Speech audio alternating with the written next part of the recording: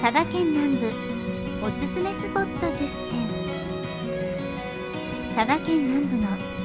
魅力的なスポットをご案内します。北は福岡へまたがる背振山地と荒々しい波を持つ玄界灘、南は広大な佐賀平野と和やかな雰囲気の有明海という好対照な自然を持つ佐賀県。このような地勢が県内各地に特徴的な自然を作り出しています。日本の陶磁器発祥の地とも言われる有田や3000年の悠久の時を経て、今もなお未来永劫に生き抜こうとするオークス。長崎街道沿いには白壁やかやぶきの建物、歴史と文化の香る街など、佐賀県南部の魅力的なスポットをご案内します。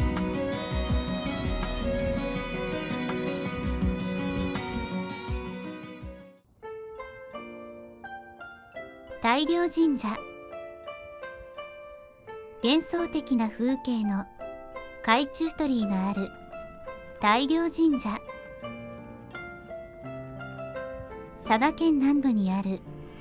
多良町の有明海には3基の懐中鳥居があります。約300年前、島に置き去りにされた大観が波の王に救われ、感激した大観は魚の名を取って波の王神社を建て、岸から約200メートルの海中に鳥居も建てたと言われています。この鳥居は沖ノ島との間の鳥居であり、30年ごとに混入する習わしが今も伝えられています。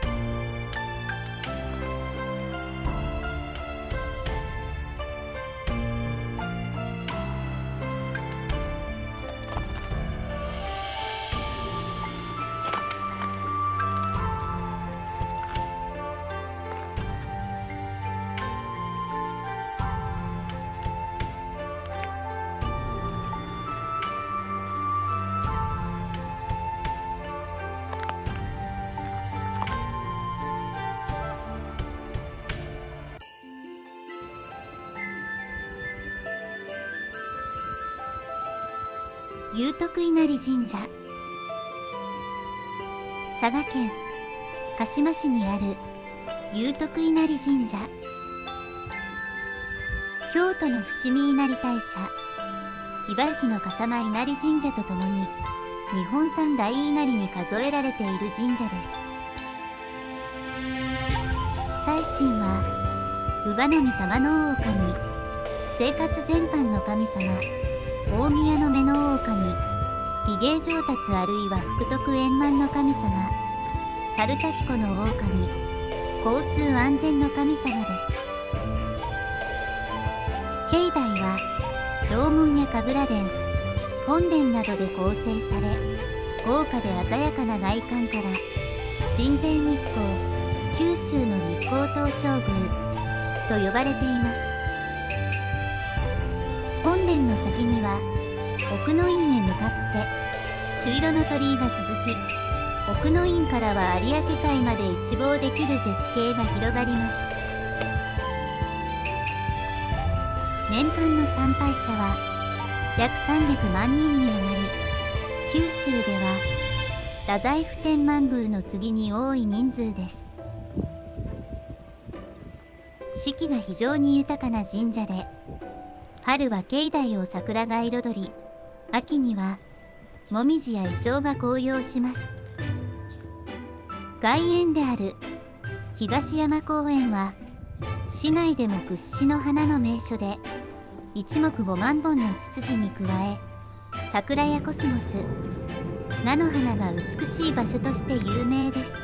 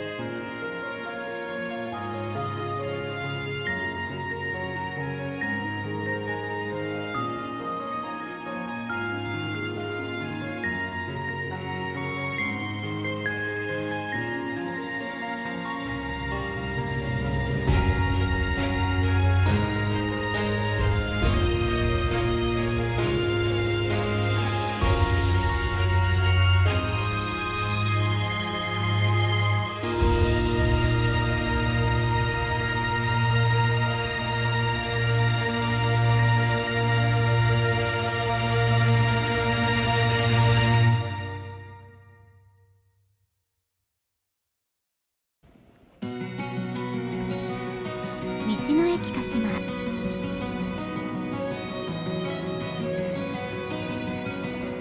有明海の干潟を一望できる場所にある道の駅です。先駆的な取り組みが評価されて、佐賀県で唯一の重点道の駅に選ばれました。千社市という直売所では、地元の野菜や有明海の魚介類、鹿島市のお土産などを販売しています。道の駅鹿島は有明海に隣接しているため、干潮時には干潟に近づいてムツゴロウなどの珍しい生物を観察・撮影できます。また有明海の干潟に入って遊ぶことができる干潟体験を提供しており、更衣室や温水シャワー施設を完備しています。有明海の伝統漁法である棚ジブやムツカケを体験する受付も道の駅で行っています。道の駅鹿島には干潟展望館があり、望遠鏡で有明海の様子を観察したり、水族館では有明海の生物を観察できます。冬にはガタッコハウスという施設でかき焼きを楽しめます。ガタリンピックと呼ばれる干潟を活用したスポーツの祭典は道の駅鹿島が会場です。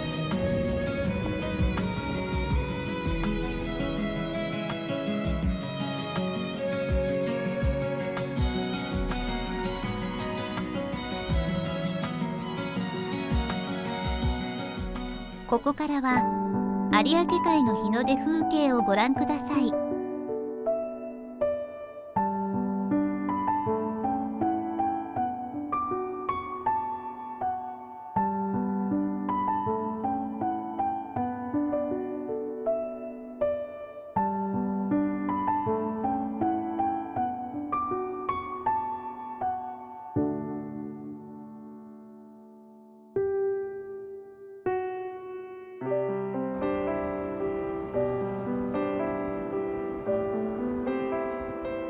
肥前浜宿。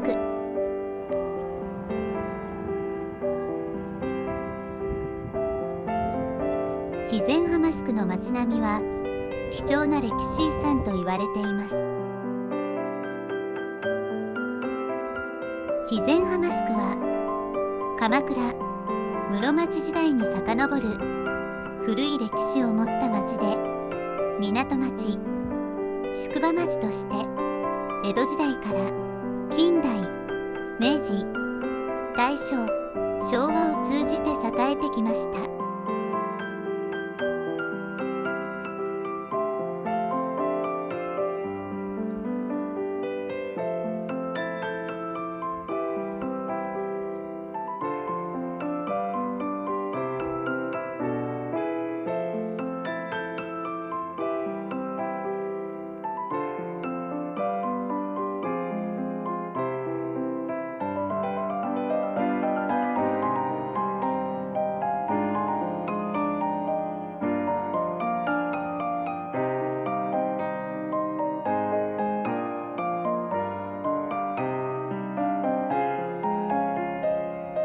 経済力と豊かな地下水、おいしいお米によって酒造りが盛んとなり、現在でも大型酒蔵が立ち並んでいます。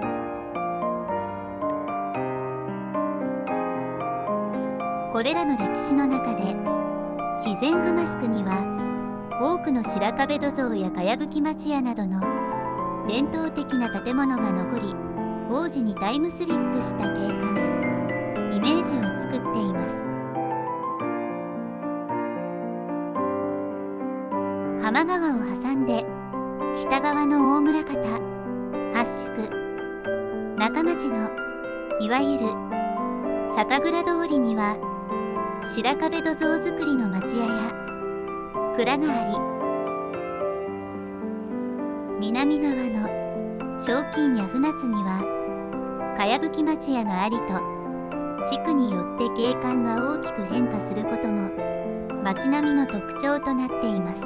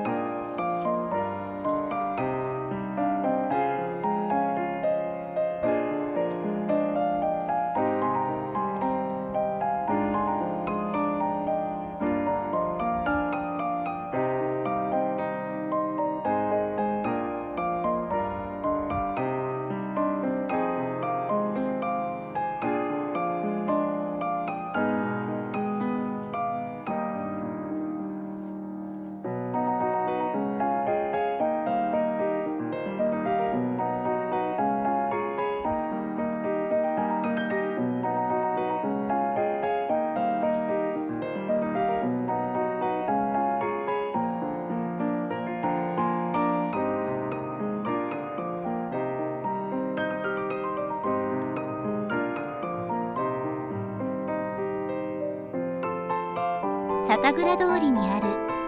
菊池義蔵さんの鍋島は IWC インターナショナルワインチャレンジでチャンピオン酒を受賞し、酒蔵ツーリズムの契機となった酒蔵です。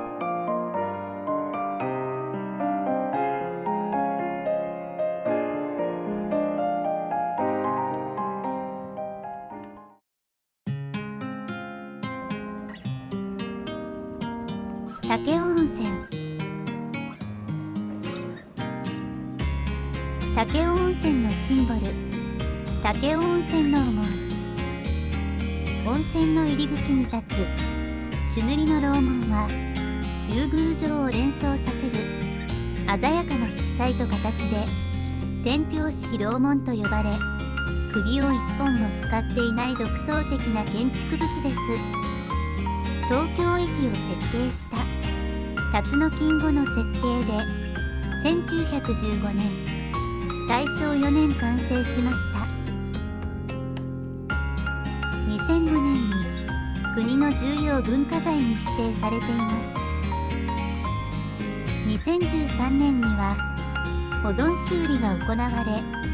建造当時の朱色が復元されました。歴史を伝える幻の浴室、武雄温泉新館。2003年に復元工事が完成し、大正初期に建てられた当時の華麗な姿がよみがえりました。当時の大衆浴場の様子や幻の浴室と言われる大正天皇のために作られた浴室、現在は製造されておらず、その当時最も貴重であったマジョリカタイル、銅版デザインタイルなども見学できます。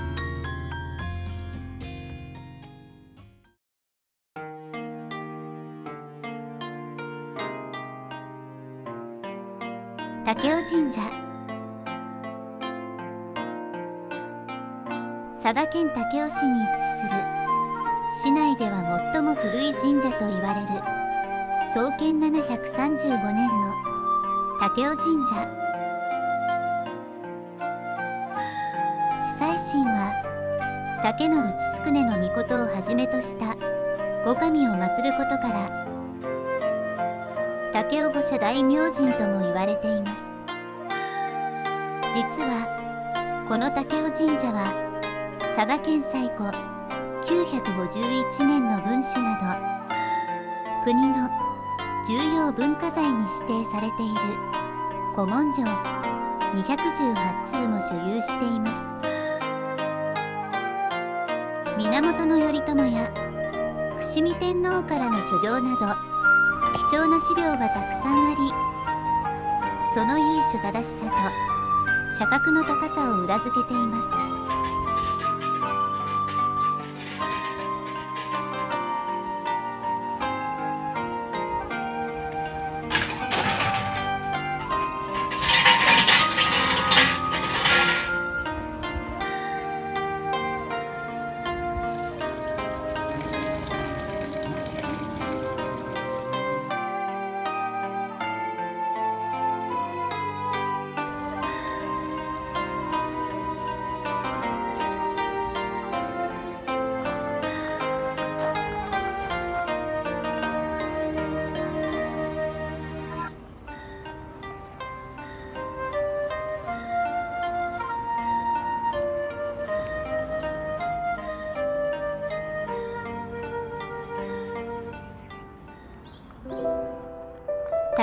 社のご神木武雄のオークス。本殿裏の竹林を抜けると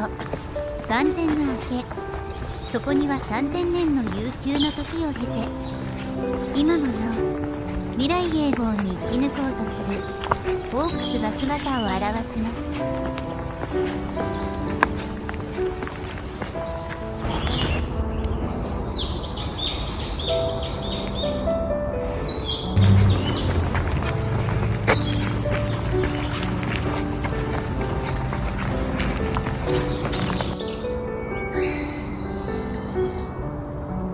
早朝で威厳に満ち満ちた力強さに畏敬の念を抱かずにはいられません。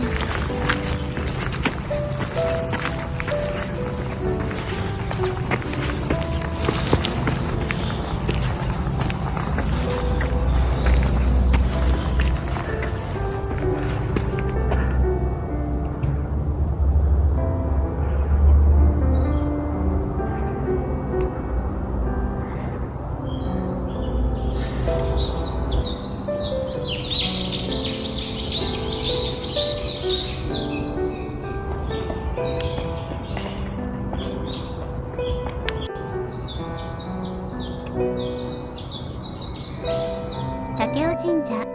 もう一つのご神木夫婦杉。それは寄り添って立つ日本のご神木夫婦杉。武雄神社近くには隠れスポット的な存在なのが須賀崎のオークスです。この巨木は樹齢2000年と言われ、高さは上部がない状態ですが18メートルほどで、根回りは14メートルほどあります。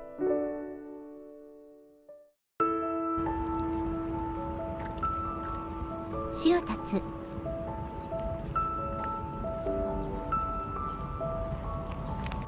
佐賀県嬉野市にある川港市を立つと長崎街道塩田宿が交わる歴史と文化の薫る町です。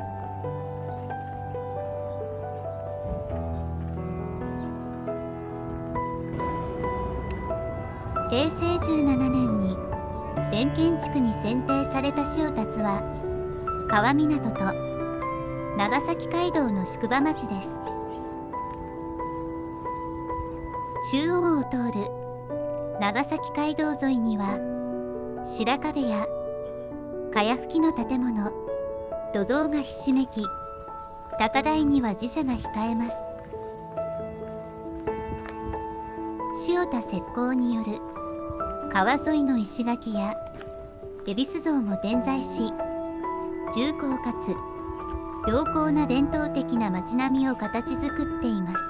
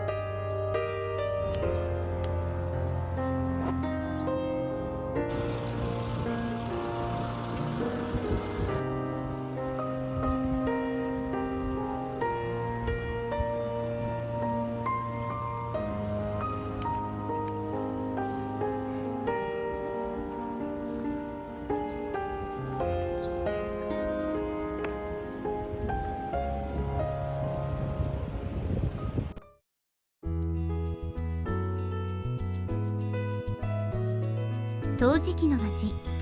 有田。国の重要伝統的建造物群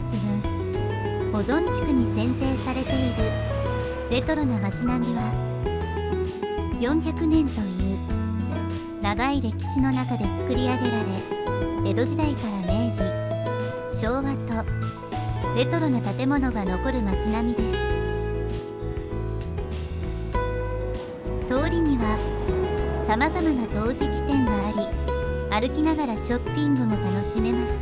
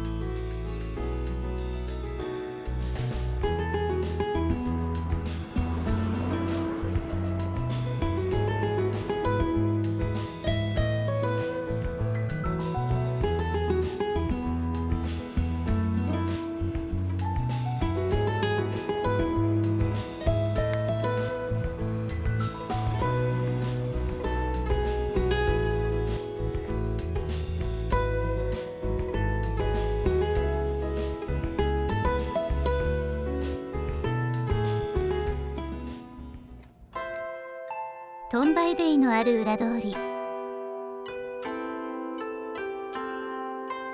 トンバイベイとは、登り窯を築くために用いた耐火レンガトンバイの廃材や使い捨ての窯道具を赤土で塗り固め作った塀のことです。泉山大井町付近から大樽の有田陶磁美術館までの裏通りに多く見られます。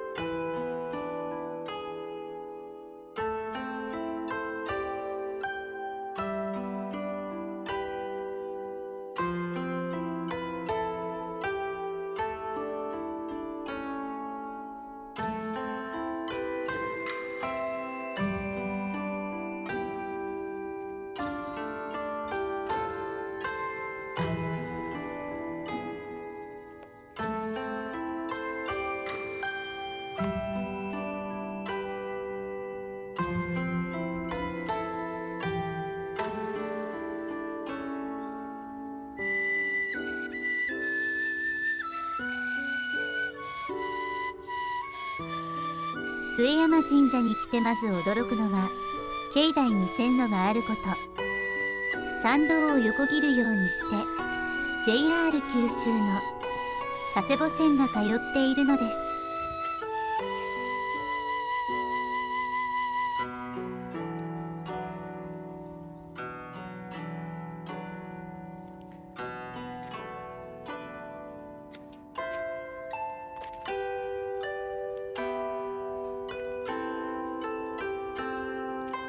この神社のあちこちには有田焼の技術の粋を集めた磁器がたくさん奉納されています。最も目を引くのがこの磁器製の鳥居です。淡いブルーの唐草模様が美しいです。これは明治21年に地元の刀工が寄進したものです。鳥居といえば普通は石か木で作られているもの。磁器の鳥居はめったにありません。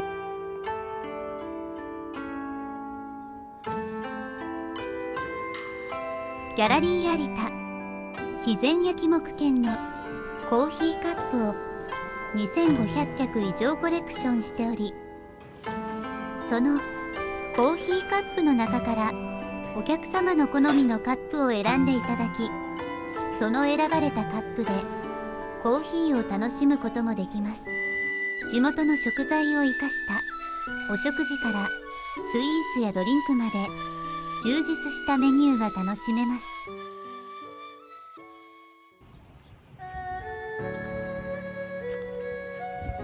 飛湧の里大川内山。大川内山は江戸時代、佐賀藩鍋島家の御用窯が置かれた地で、朝廷、将軍家、諸大名などへ献上する高品位な焼き物が焼かれていました。これが今に伝わる鍋島焼です。17世紀から19世紀にかけて鍋島藩において藩直営の窯が今里大川内山にありました。高度の技術を持つ刀工たちを集め、関所を置いて、その技術が他に漏れないようにするため、立地的に三方を険しい山で囲われ、開口部に関所を設置することで技術を守るにふさわしい場所が今里大川内であった理由というわけです。大川内山は佐賀鍋島藩の厳重な監視下に置かれた秘密の集落だったそうです。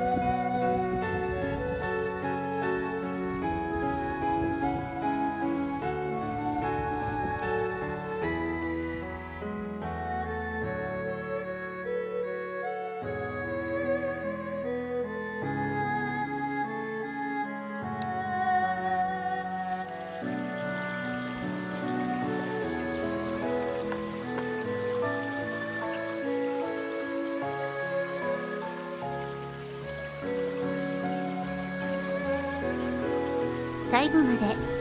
ご視聴ありがとうございました。よろしければチャンネル登録、